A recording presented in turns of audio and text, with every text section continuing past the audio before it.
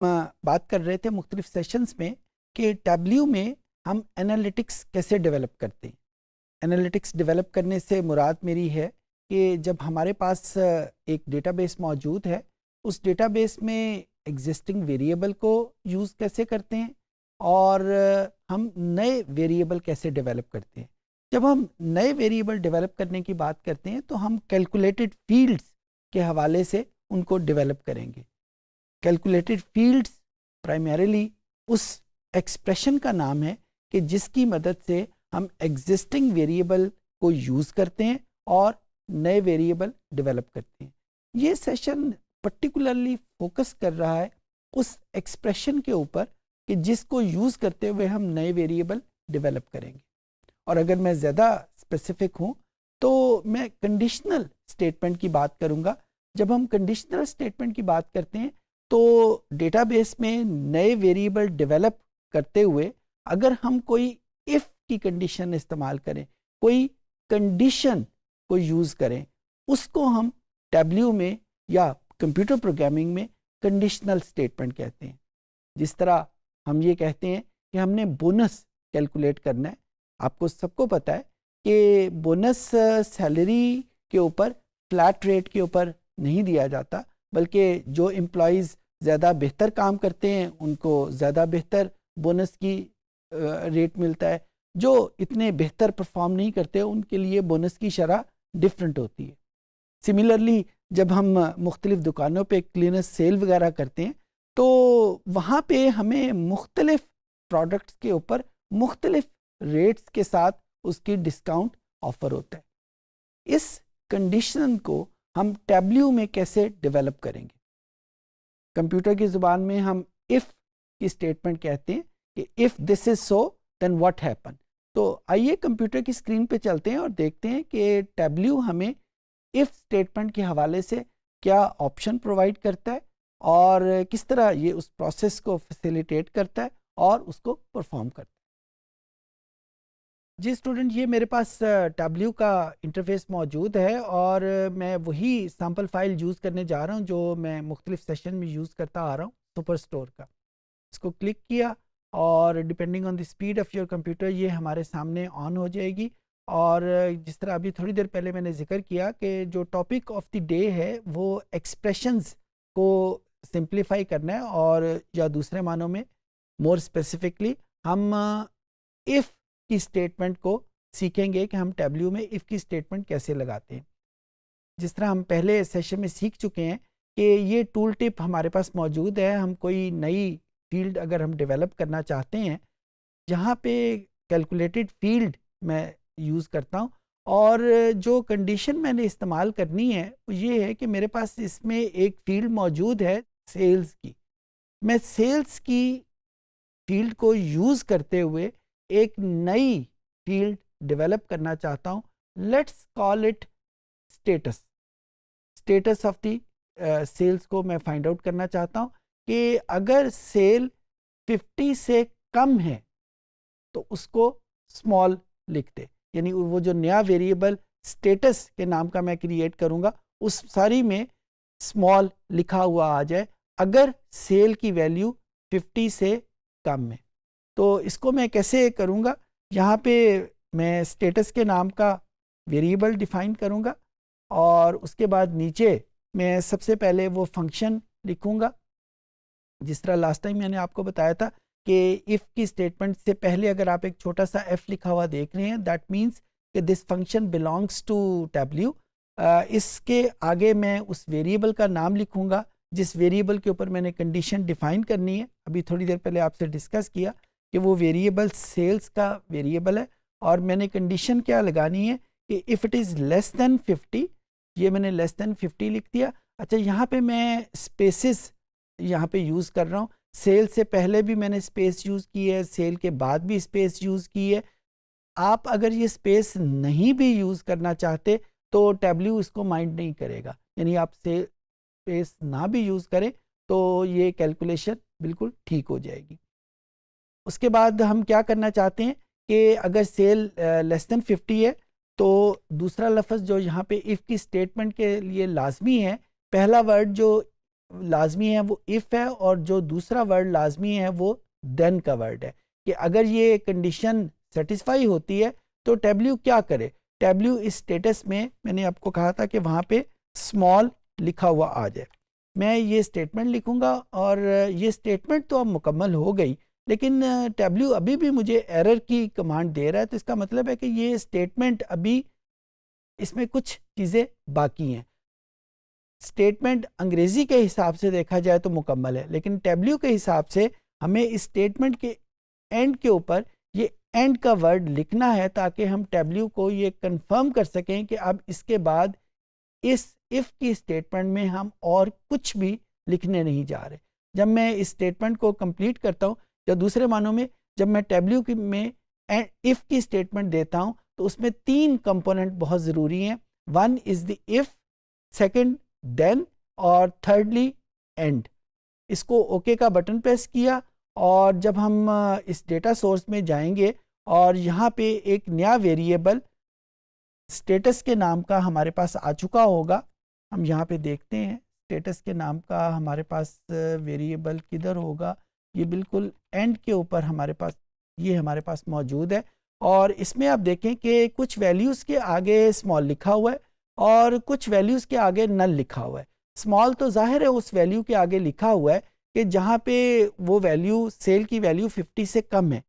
नल उस वैल्यू के आगे लिखा हुआ है जो 50 से कम नहीं है, क्योंकि उस स्टेटमेंट में मैंने उसको ये नहीं बताया था कि अगर सेल की वैल्यू 50 से ज़्यादा है तो फिर क्या करना है।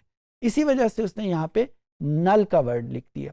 अब मैं इसी स्टेटमेंट को जो थोड़ी देर पहले मैंने लिखी थी उसको मैं रीडिफाइन करता हूँ। ये मेरे पास सेल का वेरिएबल है, यहाँ पे मैं वही वेरिएबल दोबारा लिख देता हूँ स्टेटस, बल्कि उस वेरिएबल को थोड़ा सा चेंज कर देते हैं ताकि हम फ़र्क को डिफ़ाइन कर सकें कि दोनों वेरिएबल्स में फ़र्क क्या है। स्टेटस 1 के नाम का मैंने वेरिएबल डिफ़ाइन किया, बिल्कुल उसी तरीके से इफ़ की स्टेटमेंट से ये स्टेटमेंट शुरू की।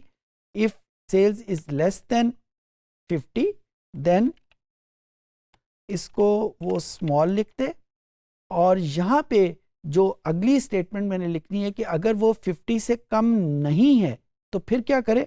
उसके लिए मैं यहाँ पे प्रॉम्प्ट करूँगा एल्स को। तो एल्स बेसिकली टैब्ल्यू को बताएगा कि अगर ये स्टेटमेंट, कौन सी स्टेटमेंट, ये सेल्स इज लेस देन 50, अगर ये सेटिस्फाई नहीं होती तो फिर टैब्ल्यू क्या करेगा। टैब्ल्यू यहाँ पे उसको लेट्स से यहाँ पे बिग लिख दे, और ये स्टेटमेंट हमने कंप्लीट कर ली, लेकिन टैब्ल्यू अभी भी एरर की कमांड दे रहा है। इसका मतलब है कि यहाँ पे कुछ चीज़ मिसिंग है। जी बिल्कुल आप ठीक समझे, यहाँ पे जो चीज़ मिसिंग है वो एंड की स्टेटमेंट है, जो कि लाजमी है, जो टैब्ल्यू को बताती है कि यहाँ पे इसके बाद इफ़ की स्टेटमेंट में कुछ और चीज़ लिखी हुई नहीं आएगी। इसको जब हम एग्जीक्यूट करते हैं तो यहाँ पे देखें ये मेरे पास एक स्टेटस 1 के नाम का वेरिएबल आ जाएगा, और यहाँ पे मेरे पास बिग भी लिखा हुआ आ गया है और स्मॉल भी लिखा हुआ आ गया, जैसा कि मैंने इसको इंस्ट्रक्ट किया था कि यहाँ पे स्मॉल लिखा आ जाए और वहाँ पे बिग लिखा हुआ आ जाए। अच्छा, इसी स्टेटमेंट को ज़रा मज़ीद एक्सप्लोर करते हैं, हम इसको मज़ीद बड़ा करते हैं। मैं आपके सामने एक स्टेटमेंट लिखता हूँ और फिर हम देखते हैं कि हम इसको उसका मतलब क्या होगा। ये स्टेटस के नाम का मैंने वेरिएबल स्टेटस 2 इसको कह लेता हूँ। इसके नाम का वेरिएबल मैंने डिफ़ाइन किया, और if sales is less than 50 else if, पहले मैं ये स्टेटमेंट लिख लूँ फिर मैं आपको इसका मतलब बताता हूँ कि इसका मतलब क्या है। Sales is less than 100, statement यहाँ पे लिख देते हैं then small, else if sales less than 100 then medium, else यहाँ पे इसके आगे बिग लिख देते हैं और एंड के ऊपर इसको स्टेटमेंट को कंप्लीट कर देते हैं। अच्छा, अब यहाँ पे बेसिकली मैं टैब्ल्यू में मैंने उसको जो स्टेटमेंट प्रोवाइड की है वो बजाय सिर्फ 2 लेवल्स क्रिएट करने के मैं यहाँ पे 3 लेवल क्रिएट कर रहा हूँ और वो पहला लेवल क्रिएट हो रहा है 50 के ऊपर, दूसरा लेवल क्रिएट हो रहा है 100 के ऊपर। अगर वो 50 से कम है तो उसको वो स्मॉल कह रहा है, अगर वो 100 से कम है तो वहाँ पे मीडियम आ रहा है, और अगर वो इन दोनों लेवल से ऊपर है तो फिर उसके लिए वर्ड बिग क्रिएट हो, और एज यूजुअल उसके आखिर में हमने एंड का वर्ड लिख दिया। अच्छा, यहाँ पे जो डिफरेंस है वो ये इस एल्स इफ का डिफरेंस है, जो कि एक नया लेवल क्रिएट करने में हमें हेल्प करता है। और यहाँ पे जितने भी लेवल हमने क्रिएट करने होंगे वो वहाँ पे हम यही स्टेटमेंट एल्स इफ इस्तेमाल करेंगे।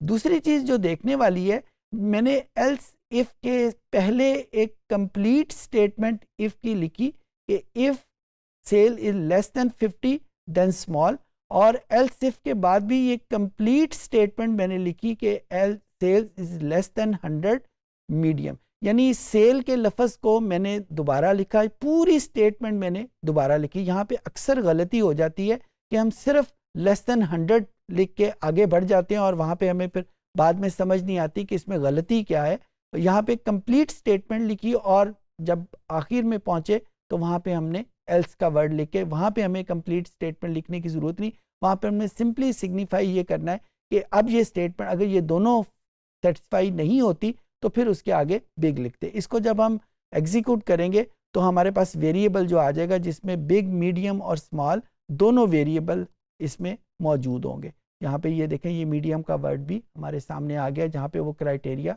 फुलफिल करता है। इसी स्टेटमेंट को ज़रा मज़ीद आगे बढ़ाते हैं। यहाँ पे सेल्स का वेरिएबल है और यहाँ पे मैंने क्रिएट फील्ड किया, और यहाँ पे स्टेटस का ही एक और वेरिएबल स्टेटस 4 कह देते हैं, और सेल्स के ऊपर हम ये डिफ़ाइन करते हैं। पहले मैं स्टेटमेंट लिख लेता हूँ और फिर मैं आपको उसका मतलब बताऊंगा कि यहाँ पे इसका मतलब क्या बनता है। And category is equal to furniture, then big, और इसको मैंने यहाँ पे एंड का वर्ड प्रेस करके इसको ख़त्म कर दिया। अब ये स्टेटमेंट उम्मीद है कि आपको समझ आ गई होगी कि यहाँ पे मैंने उसी इफ स्टेटमेंट को मज़ीद क्वालिफाई कर दिया है कि मैंने दो फील्ड को इकट्ठा इफ़ की स्टेटमेंट में यूज़ किया है। पहले स्टेटमेंट जो है वो सेल्स के ऊपर अप्लाई हो रही है और जो दूसरी स्टेटमेंट है वो फर्नीचर के ऊपर अप्लाई हो रही है, और उनके दरमियान में मैंने ऑपरेटर जो यूज़ किया है वो एंड का ऑपरेटर है। यानी जब भी ये दोनों कंडीशन फुलफिल होंगी उस वक़्त यहाँ पे बिग लिखा हुआ आ जाएगा। सो ये वो कंडीशन है जहाँ पे हम एक से ज़्यादा कंडीशंस को एक ही स्टेटमेंट में फुलफिल कर सकते हैं। अच्छा, यहाँ पे एंड की बजाय हम और भी लिख सकते हैं, क्योंकि ये डिपेंड करता है हमारी रिक्वायरमेंट के ऊपर कि हमें क्या एंड रिक्वायर है या और रिक्वायर है, उसी के हिसाब से हम इसको चेंज कर लेंगे। इस सेशन में हमने देखा कि कंडीशनल स्टेटमेंट हम कैसे यूज़ करेंगे, कंडीशनल स्टेटमेंट को यूज़ करते हुए एक्सप्रेशंस को कैसे डेवलप करेंगे, कंडीशनल स्टेटमेंट की जो 2 या 3 फॉर्म्स हैं उनको हम कैसे फॉर्म करेंगे। उम्मीद है चीज़ें आपको समझ आ गई होंगी।